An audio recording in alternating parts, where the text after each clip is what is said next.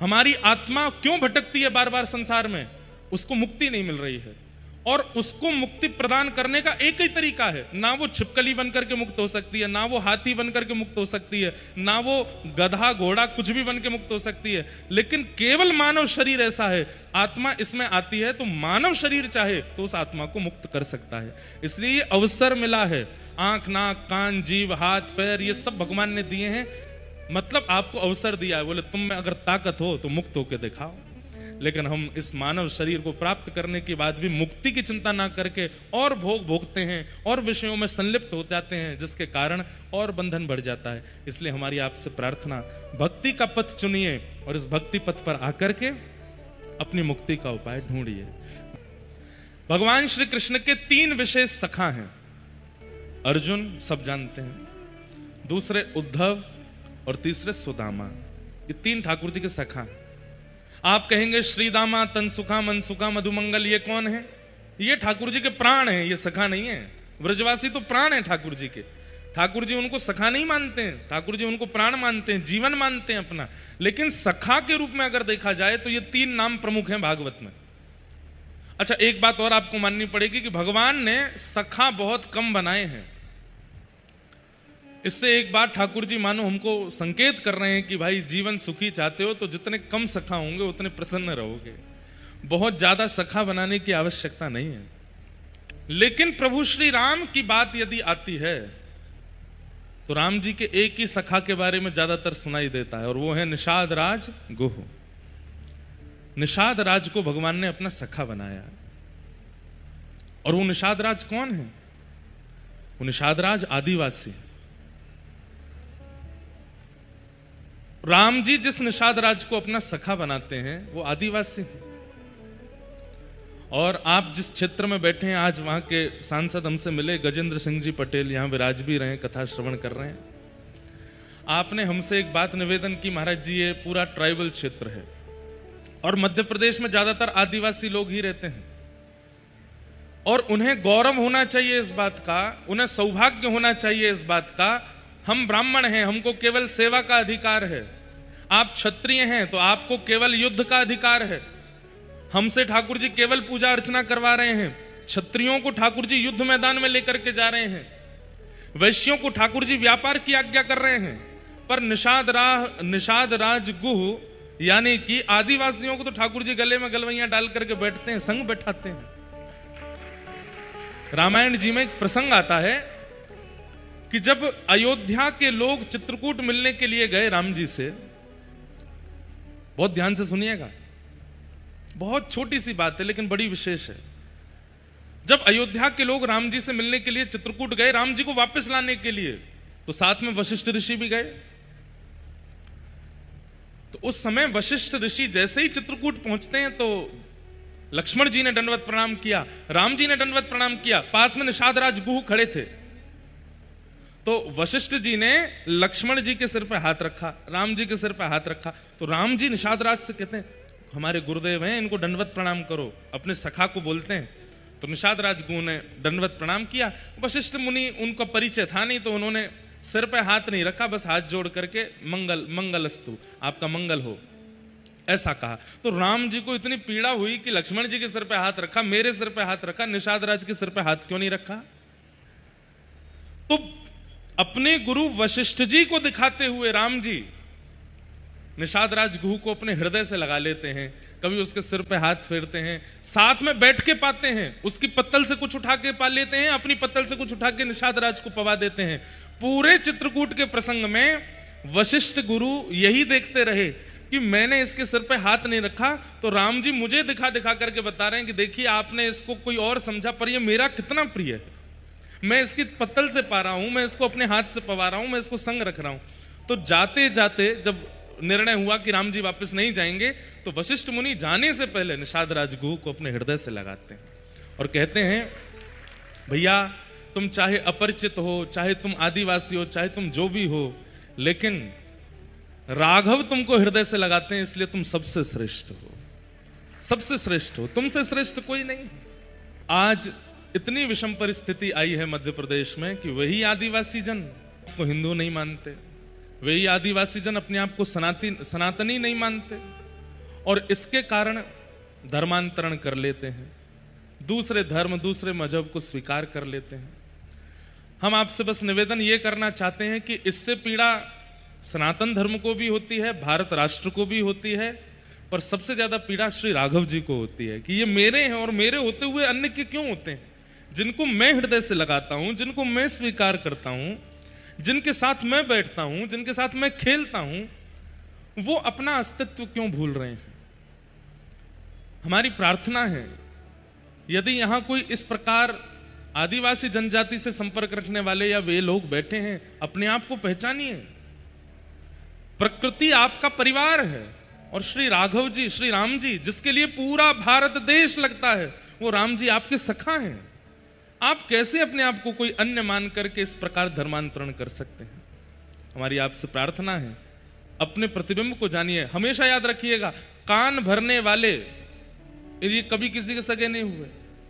धर्मांतरण व्यक्ति क्यों करता है? क्योंकि अन्य धर्म, अन्य मजहब के लोग, अन्य पंथ के लोग उसको आकर के लोभ देते हैं। कैसा लोभ देते हैं कि तुम्हारे धर्म के लोग तो ऐसा करते हैं, ऐसा तुमको कुछ देते नहीं, तुमको अपना मानते नहीं, तुमको स्वीकार, हमारे यहाँ आ जाओ, इतनी पैसा देंगे, बच्चों को पढ़ाएंगे लिखाएंगे, ये कराएंगे वो कराएंगे, आदि आदि, और लोभ देकर के आपको धर्म से विहीन कर देते हैं। ये कान भर के लोभ देने वाली ही थी मंथरा, जिसने केकई के कान भरे। अरे राघव जी बन जाएंगे। सबसे ज्यादा प्रसन्न अयोध्या में कौन था जब राम जी राजा बनने वाले थे? केकई नाच नाच करके उत्सव मना रही थी कि मेरा राम राज्य गद्दी पर बैठेगा। भरत जी से इतना प्रेम नहीं किया केकई ने, शत्रुघ्न से इतना प्रेम नहीं किया केकई ने, जितना प्रेम अपने पुत्र राम से किया है। राम जी भी कौशल्या से ज्यादा केकई के पास रहते हैं, लेकिन एक व्यक्ति ने आकर के ऐसे कानों में बात घोले और लोभ दे दिया कि तुम्हारे पुत्र तो सेवक बन के रह जाएंगे, तुम्हारे 2 वरदान शेष मांग लो। और केकई की बुद्धि मत्ती फिर गई और सब कुछ पलट गया। इसलिए हमारी प्रार्थना है, ये कान भर करके लोभ देने वाले अन्य जनजातियों को या फिर इस प्रकार दूसरे धर्म में प्रवेश करने का लोभ देने वाले सब मंथरा के समान हैं। इनकी बात मान करके यदि आप अपने धर्म का त्याग करेंगे तो अनर्थ हो जाएगा। 14 वर्ष का राम वनवास हो जाएगा, अयोध्या राजा विहीन हो जाएगी, दशरथ जैसे महान योद्धा त्याग देंगे भूमि को। प्रार्थना है मध्य प्रदेश के जितने भी साधारण जनजाति जन और मूल मध्य प्रदेश निवासी, जिनको मध्य प्रदेश का मूल निवासी कहेंगे, वे हैं यहाँ के आदिवासी जन। उनसे हमारी प्रार्थना है, अपने रूप को पहचानिए, अपने गौरव को पहचानिए, अपने स्वभाव को पहचानिए, अपनी योग्यताओं को जानिए। आप राम जी के हैं, साक्षात राघव आपको हृदय से लगाते हैं, साक्षात भगवान आपसे प्रीति करते हैं। इस प्रकार मध्य प्रदेश में हो रहे धर्मांतरण उचित नहीं है। खरगोन के निवासी, खंडवा के निवासी, आसपास के क्षेत्रों से आए हुए यहाँ सब निवासी जन, आप लोगों से भी मेरी प्रार्थना है, घर का कोई व्यक्ति गृह त्याग तब करता है जब घर के बाकी के लोग उसके साथ उचित व्यवहार नहीं करते। बड़े भाई, बीच वाले भाई, छोटे भाई, तीनों एक हो जाते हैं, चौथे भाई को पूछते नहीं तो चौथा भाई तो छोड़ ही देगा ना घर। इसलिए हमारी आप लोगों से प्रार्थना है कि इस प्रकार उनके मन में कभी भी ये भावना ना आने दीजिए कि वे कोई और हैं ही नहीं, वे आपके ही हैं और इस मध्य प्रदेश का मूल आधार हैं वे। आप लोग उनके साथ वैसा ही व्यवहार कीजिए जैसा अपनी जाति वालों के साथ करते हैं, अपने प्रेमियों के साथ करते हैं, अपने मित्रों के साथ करते हैं। उन्हें जब घर में प्रेम दिखेगा वे क्यों जाएंगे किसी और के घर। इसलिए हर मोहल्ले के एक व्यक्ति का जिम्मेवारी बनती है, आपके मोहल्ले में जितने घर हैं, आपके नगर में जितने घर हैं, आपके जिले में जितने घर हैं, वो सब घर आपके ही रहें और कहीं ना जाएं। हिंदू वैदिक सनातन धर्म बहुत पवित्र है, बहुत प्रिय है। हमारा मंच में ज्यादातर इन सब विषयों पे कहता नहीं हूं। कल रात्रि भी मुझसे किसी ने चर्चा की और आज यहाँ के सांसद भी सुबह आकर के मुझे बोले, तो मुझे लगा कि अगर मेरी बात इतने लोग सुनते हैं और अपने जीवन में लाने का प्रयास करते हैं तो मैं क्यों ना कहूं। सनातन धर्म केवल ब्राह्मण, क्षत्रिय, वैश्य, शूद्रों का नहीं है। हमारी बात को आप सावधानी से समझ लीजिए। हमारे यहां ये छुआछूत होना, ऊंचा बड़ा होना जब हमारे परमात्मा ने नहीं किया तो हम क्यों करते हैं। सबरी जब बेर खिला रही हैं राघव जी को तो चख करके खिला रही हैं कि कहीं खट्टे बेर ना चले जाएं। तो राम जी बड़े प्रेम से पा रहे थे। बीच बीच में राम जी लक्ष्मण जी को देते, तो लक्ष्मण जी क्या करते, जैसे ही देखते कि बेर खाया हुआ है, झूठा सा है, तो लक्ष्मण जी उस बेर को पीछे फेंक देते, खाते नहीं। राम जी समझ तो रहे थे, बोले लक्ष्मण जो है भेद दृष्टि कर रहा है, सबरी के द्वारा दिए गए प्रिय बेरों को खा नहीं रहा है। कोई बात नहीं लक्ष्मण, समय आने पर इन बेरों का मूल्य पता चलेगा तुम्हें। और जब समय आया, शक्ति लगी, लक्ष्मण जी को बाण लगा, तो कहते हैं कि संजीवनी पूरा पर्वत, वहां पर कहा गया था कि कुछ बूटी ही है संजीवनी बूटी, लेकिन पूरे पर्वत पर संजीवनी का दर्शन होने लगा था।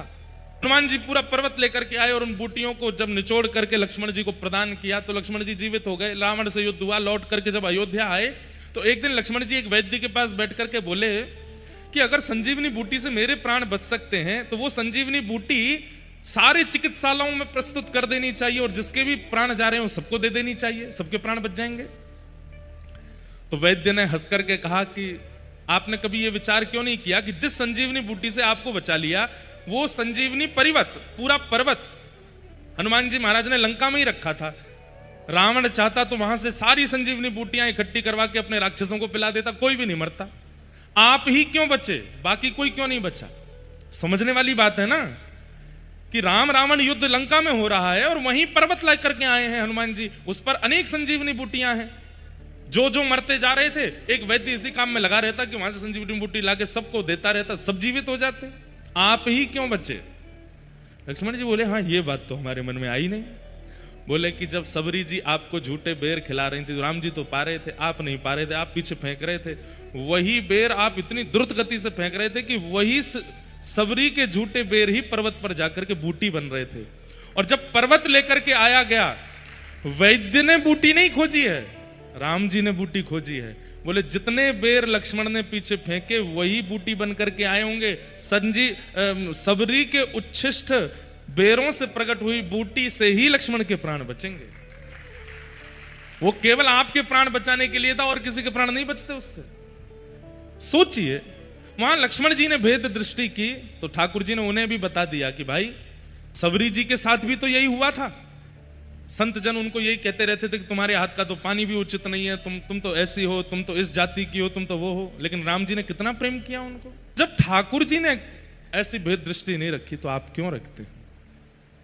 प्रेम भाव रखिए और आपका ये कर्तव्य बनता है, आपका ये धर्म है। अगर आप हमसे पूछो कि हमारा धर्म क्या है महाराज जी, तिलक लगाना, कंठी पहनना, एकादशी व्रत करना, प्रदोष का व्रत करना, नर्मदा जी स्नान करना, ओमकारेश्वर महाकालेश्वर जल चढ़ाना, पैदल चल करके कावड़ यात्रा करना, गिरिराज जी की परिक्रमा करना, ये सब मूल धर्म नहीं है, ये सब परम धर्म है।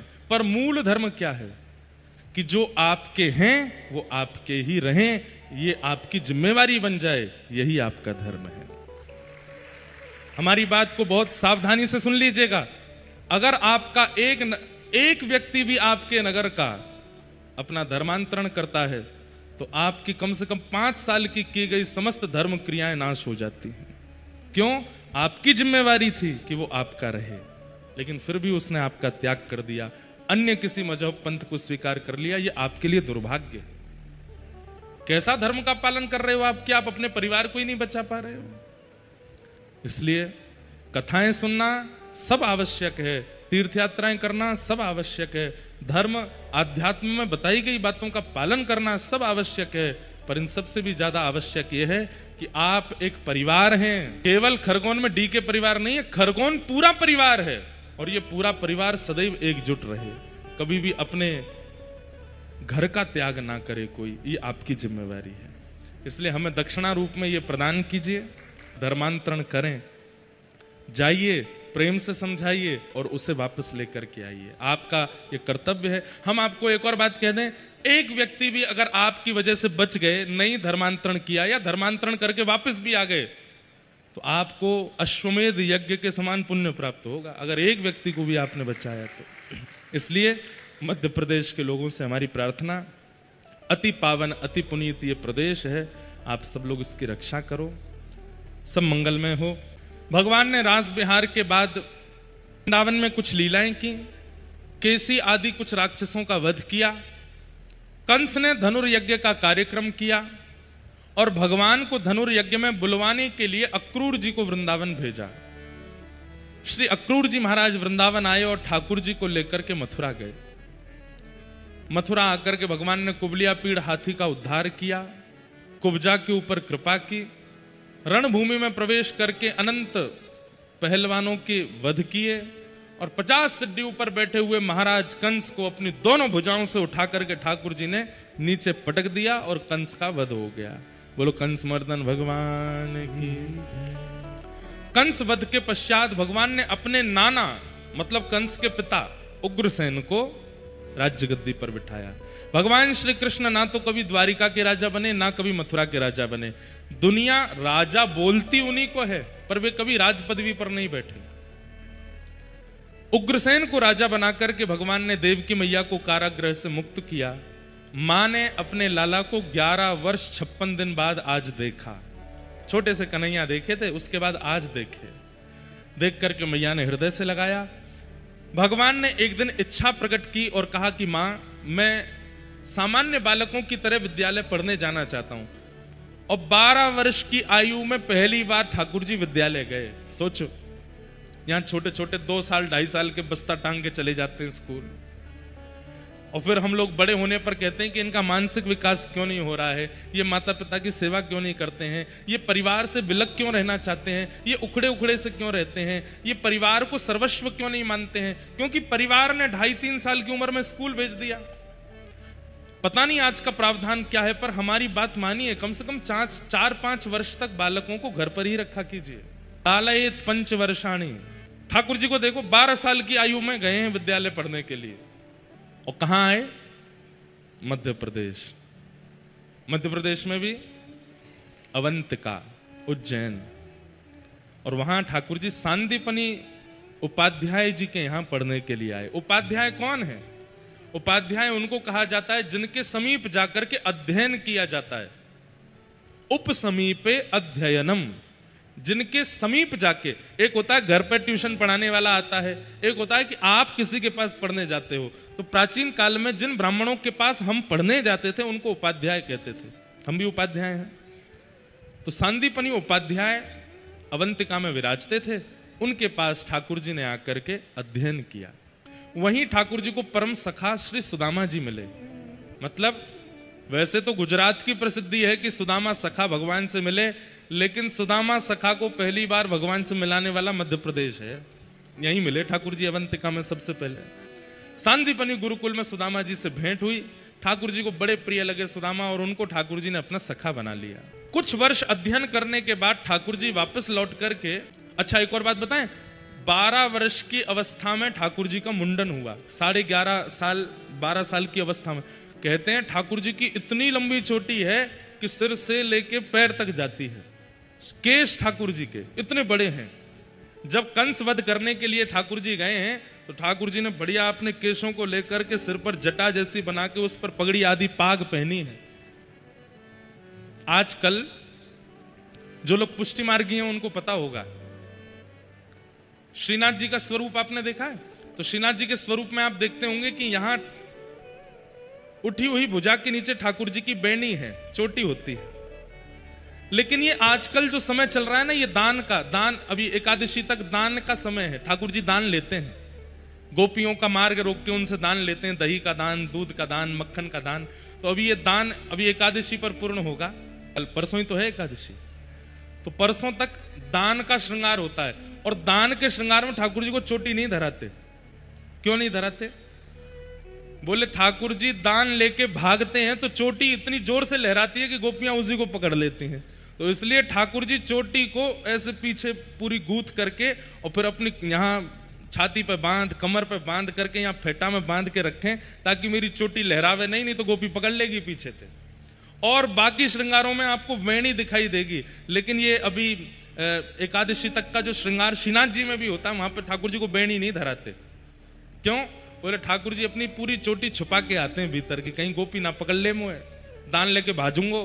तो इतनी लंबी चोटी है ठाकुर जी की। बताओ, भाई लोग तो चलो केश रखते नहीं, माताएं भी कटवा लेती हैं अपने। ठाकुर जी ने केश नहीं काटे अपने, खूब लंबे केश हैं ठाकुर जी के, सुनहरे केश हैं, घुंघराले केश हैं। आज ठाकुर जी ने अवंतिका जाने से पूर्व यज्ञोपवीत संस्कार और मुंडन कराया, और ठाकुर जी का मुंडन हुआ तब चौड़ी चोटी ठाकुर जी ने यहां पर धारण की, और तब ठाकुर जी विद्यालय पढ़ने के लिए गए। विद्यालय से लौट करके आए, मथुरा आकर के भगवान को सब राजकुमार की तरह ट्रीट करते हैं। ठाकुर जी को लेकिन याद आती है वृंदावन की, बहुत याद आती है। राजा, धीराज, महाराज आदि आदि संबोधन ठाकुर जी को बिल्कुल नहीं भाते। ठाकुर जी ने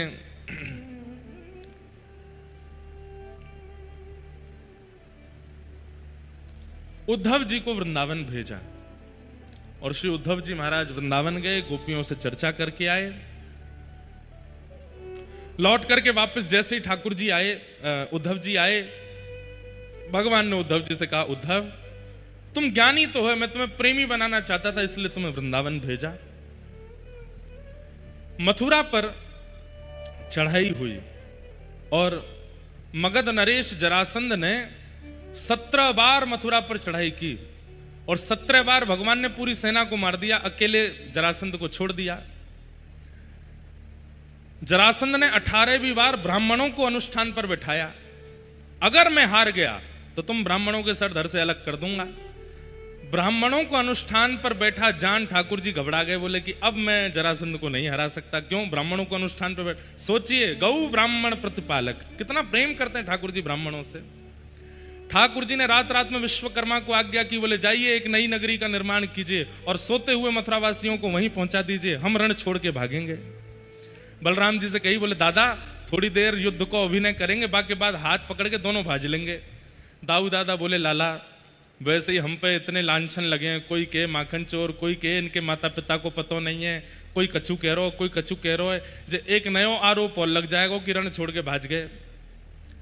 ठाकुर जी बोले अगर मेरे गौ ब्राह्मण संत सुरक्षित होते हैं रण छोड़ने से, तो हमको छोड़ने में आवश्यकता नहीं।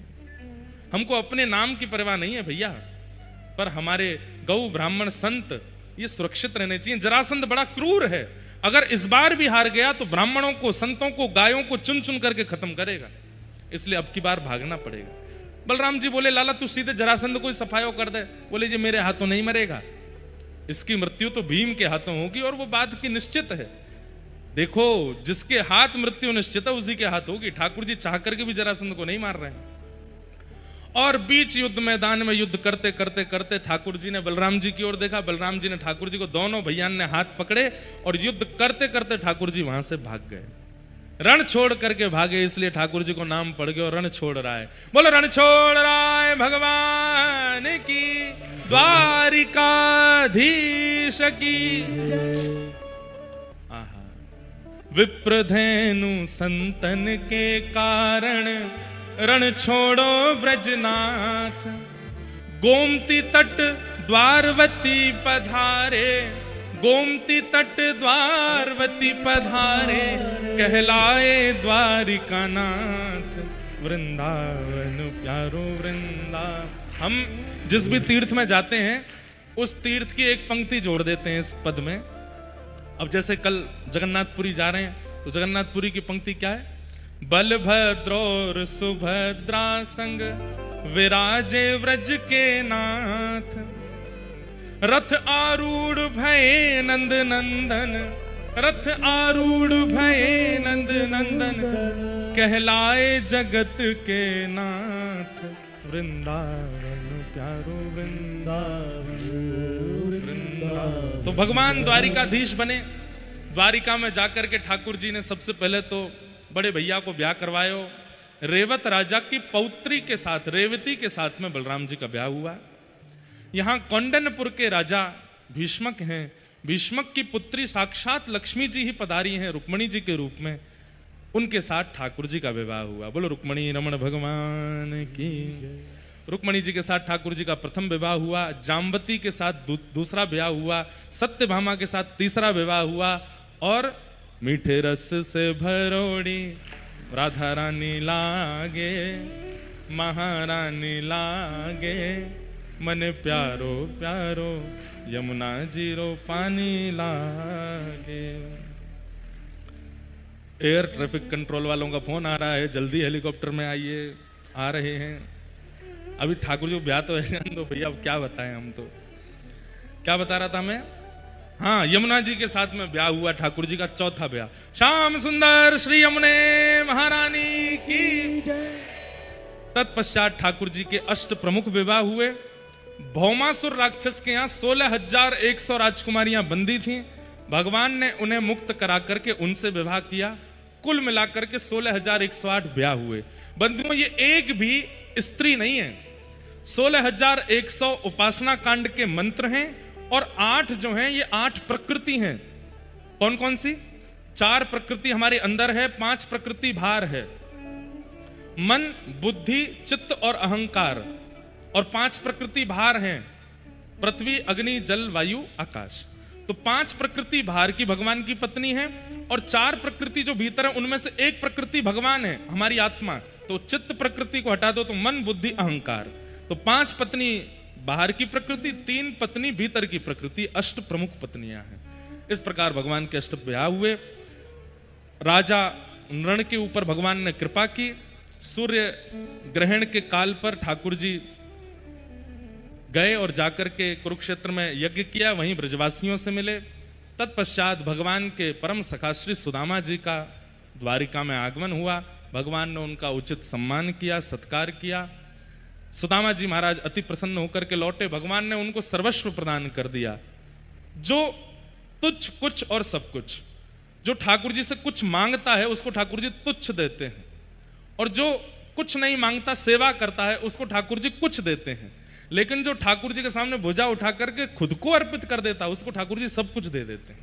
इसलिए ये 3 सूत्र याद रखना, तुच्छ, कुछ और सब कुछ। कुछ मांगिए मत, बस भुजा उठा के कहिए, नाथ मेरा नाथ तू है, नहीं मैं अकेला, मेरे साथ तू। भगवान ने सुदामा जी को सर्वस्व प्रदान कर दिया। यदुवंशी भगवान की बात मानते नहीं थे, सत्संग करते नहीं थे, इसलिए भगवान ने ब्राह्मणों को कहकर के संतों के द्वारा यदुवंशियों को शाप लगवाया। लड़ झगड़ करके सारे यदुवंशी आपस में नष्ट हो गए। दाऊ दादा क्षीर सागर में शेषनाग बनकर के प्रविष्ट हो गए। बोलो दाऊ जी महाराज की। और भगवान श्री कृष्ण अपना अंतिम उपदेश उद्धव जी को सुनाते हैं। वही उपदेश पर कथा हम आगामी 10 अक्टूबर से करने वाले हैं बद्रीनाथ धाम में। 10 अक्टूबर से 16 अक्टूबर तक श्री बद्रीनाथ धाम में उद्धव कृष्ण संवाद पर कथा होगी, जो भगवान ने अपना अंतिम उपदेश किया है। जिनकी सुनने की इच्छा हो बद्रीनाथ आ जाना। इस प्रकार भगवान ने अपना उपदेश प्रदान किया। उद्धव जी की याचना करने पर भगवान ने एक ज्योति रूप धारण करके 7 बार आकाश में भ्रमण करते हुए तिरोधाय प्रविष्टोयम श्रीमद् भागवतार्णवम, अपनी लीला पूरी करने से पहले ठाकुर जी भागवत में आकर के विराजमान हो गए। अर्जुन ये दृश्य देख करके वापस लौट के चले गए। पांडव स्वर्गारोहण कर गए। परीक्षित को राज्य गद्दी पर बैठा गए। परीक्षित के द्वारा अपराध होने पर 7 दिन का मरने का श्राप लगा। आज 7वां दिन है। सुखदेव जी महाराज कथा सुना करके कहते हैं, परीक्षित मैं मरूंगा, तुम मरोगे, ये पशु बुद्धि अपने मन से निकालो। हम एक नित्य मुक्त शुद्ध आत्मा हैं। कभी एक देह का आश्रय लेती हैं, एक देह को तोड़ के दूसरे देह का आश्रय लेती हैं।